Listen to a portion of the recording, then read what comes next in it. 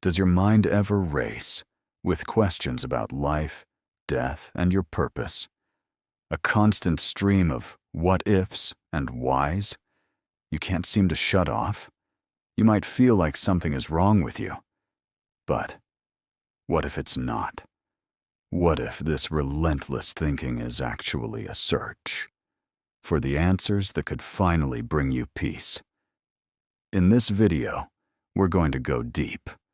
We'll unpack what's actually happening inside the overthinking mind, why your anxiety might not be a disorder at all, what the greatest philosophers, psychologists, and thinkers in history, including the most influential person who ever lived, discovered about death, meaning, and how to finally find peace.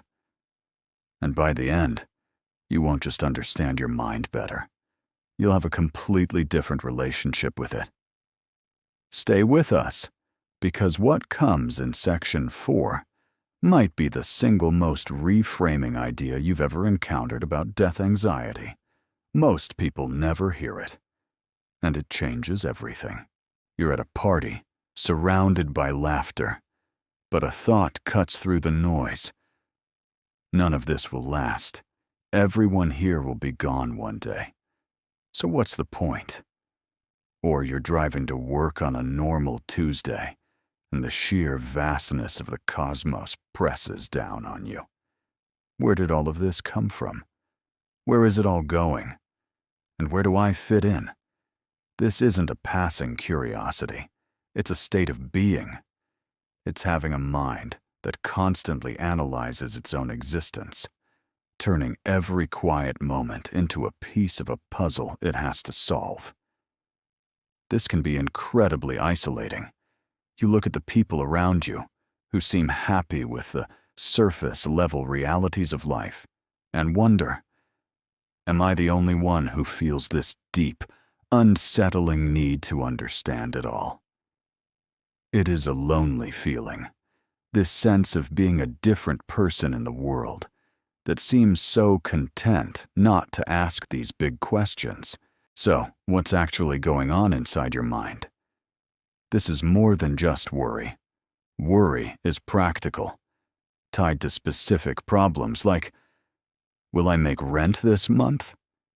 The overthinking we're talking about operates on a different level. It's a form of rumination, a repetitive, looping focus on your own feelings and the grand questions of existence. It's not about solving a problem. It's about wrestling with reality itself. The questions are relentless and they spiral. They start with, why? And just keep going. Why are we here? If it is all by chance, what does that mean for our purpose? The thought of death isn't some distant fear. It becomes a constant companion, a lens that colors every moment. This preoccupation with mortality, the staggering fact that your consciousness will one day just stop, can be terrifying. You think about your future absence, the thought that the world will go on without you in it. This mental state often leads to a profound sense of loneliness. You watch others building their lives, chasing careers, raising families, and it all feels distant. It's not that you don't care, but you can't help but see these things against an immense cosmic timeline. You feel like you're watching a play, hyper-aware that the stage, the actors, and the audience are all temporary. This can make it hard to find real value in day-to-day life when your mind is grappling with the end of existence. This kind of thinking isn't a choice. The thoughts can be intrusive, hijacking your focus and pulling you out of the present moment into a maze of abstract speculation. A simple comment can be dissected for hours, not because of social anxiety, but as part of a search for truth. This constant analysis is exhausting, turning simple experiences into complex data points for your ongoing existential investigation.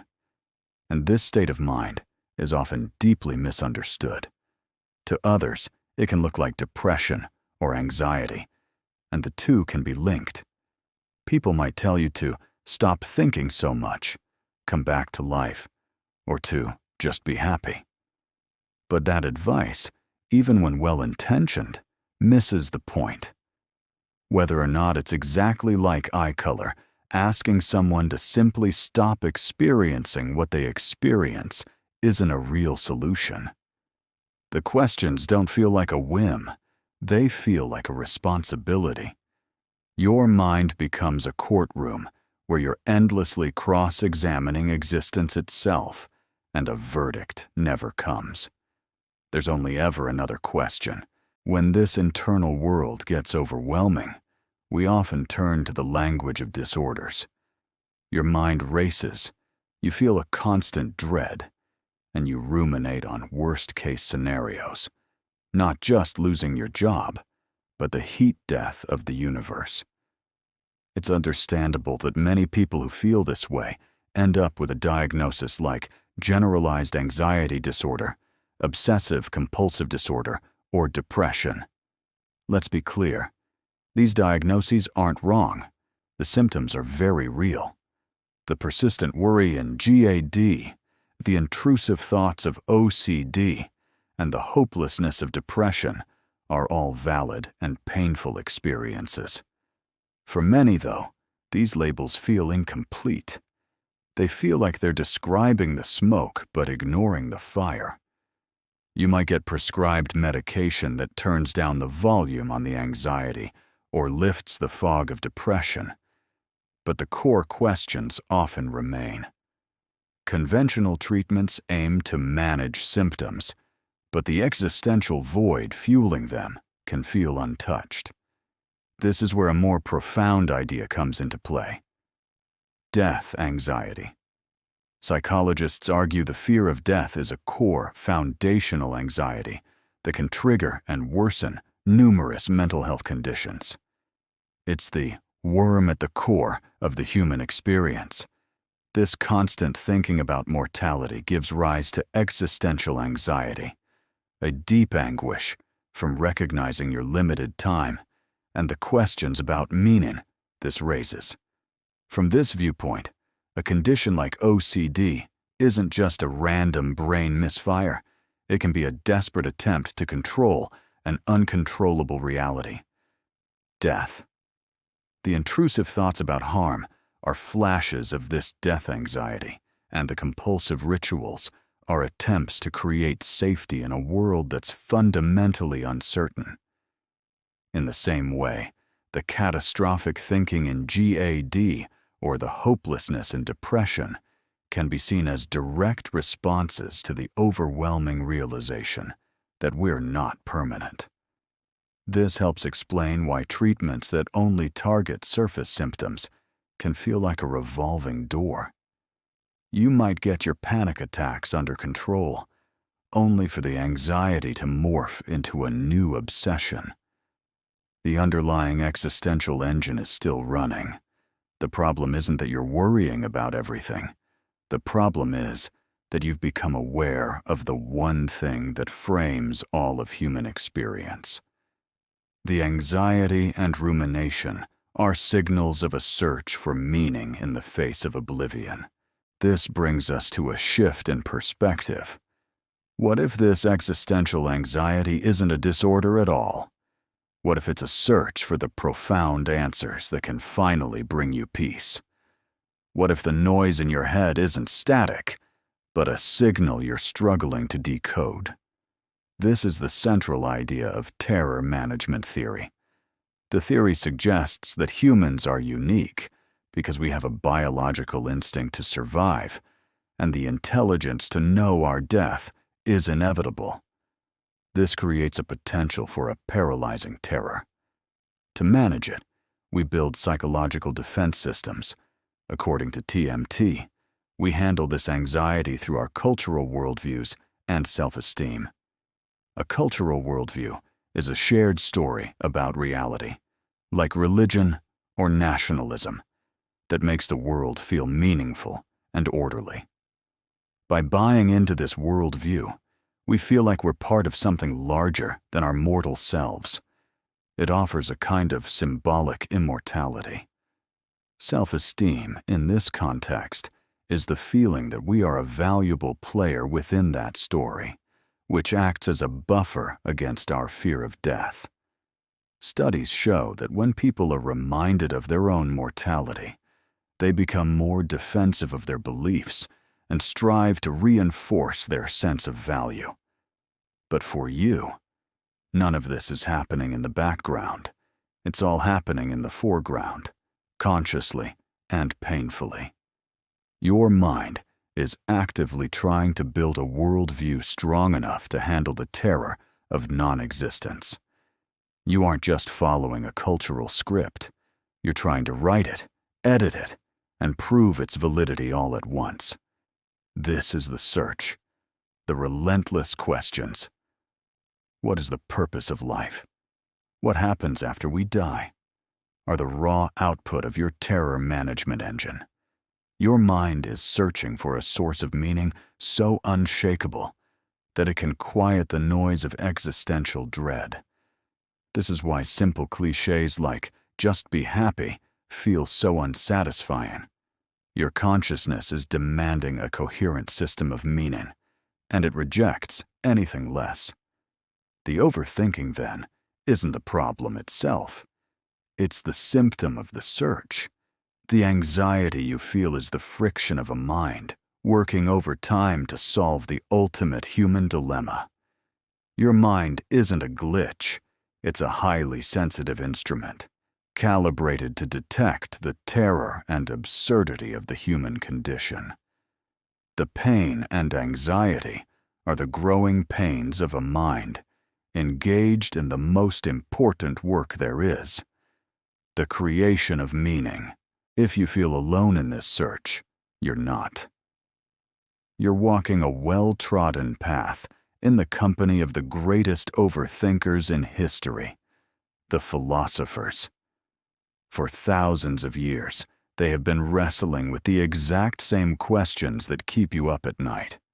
They saw these questions as the very definition of what it means to be a conscious human being. Existentialism is a formal study of the overthinking mind. Thinkers like Jean-Paul Sartre and Albert Camus started with the idea that our existence precedes our essence.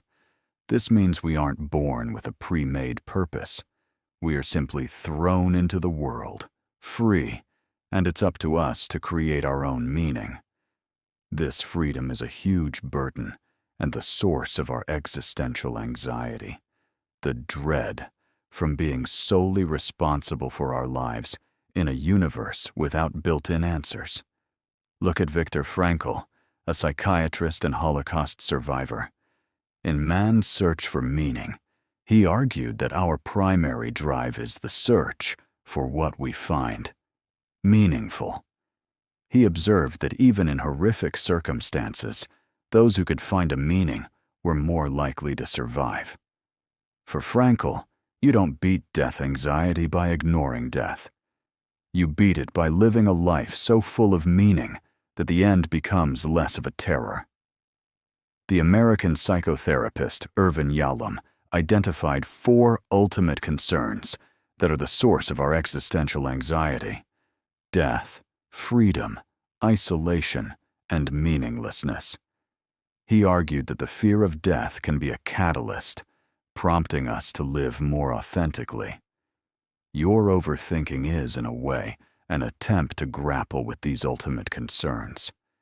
Even ancient philosophers were on this. Epicurus argued that we shouldn't fear death because when we exist, death is not here, and when it is, we do not exist. The Stoics, like Marcus Aurelius, advocated for accepting death as a natural part of life, totally outside of our control. By accepting it, they believed we could free ourselves from the anxiety it causes. Muhammad ranked first in Michael H. Hart's The 100, a ranking of the most influential persons in history, offered a perspective that directly confronts mortality not as a philosophical puzzle, but as a reality.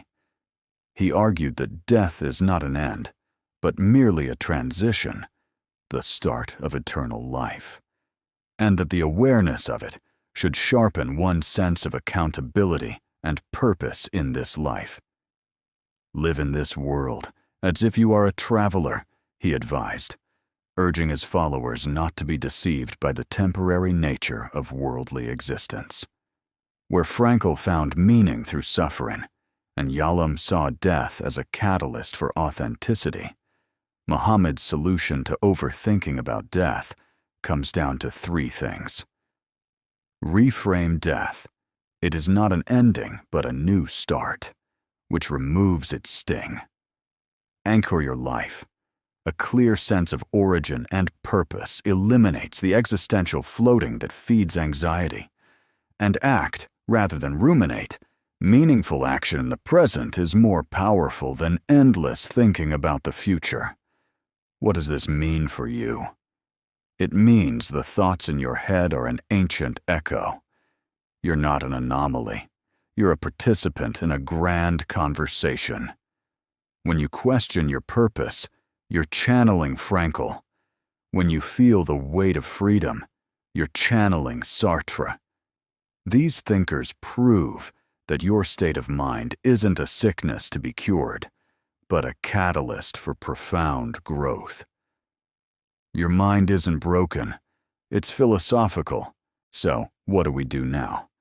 How do we live with a mind that's wired this way? The answer is not to stop thinking. The answer is to reframe. It's about shifting from anxious, looping overthinking to structured, intentional deep thinking. The problem isn't the questions. It's the feeling of powerlessness that comes with them. The goal is to transform that chaotic energy into a focused, life-affirming practice. First, give yourself permission. Your mind is not an enemy to be silenced. It's your greatest asset for living a conscious and examined life. You are not flawed. You are deep. Embracing that is the first step. Second, shift from seeking answers to living in the questions. Peace comes from embracing complexity with curiosity. Instead of asking, what is the meaning of life? With desperation, ask it with a sense of wonder. As the poet Rainer Maria Rilke wrote, be patient toward all that is unsolved in your heart, and try to love the questions themselves. Live the questions now. Perhaps you will then, gradually, without noticing it, live along some distant day into the answer. Your mind isn't a curse. It's a call to a deeper way of living. The path isn't to quiet your mind, but to befriend it and forge its chaotic energy into a tool for building a life of profound and personal meaning.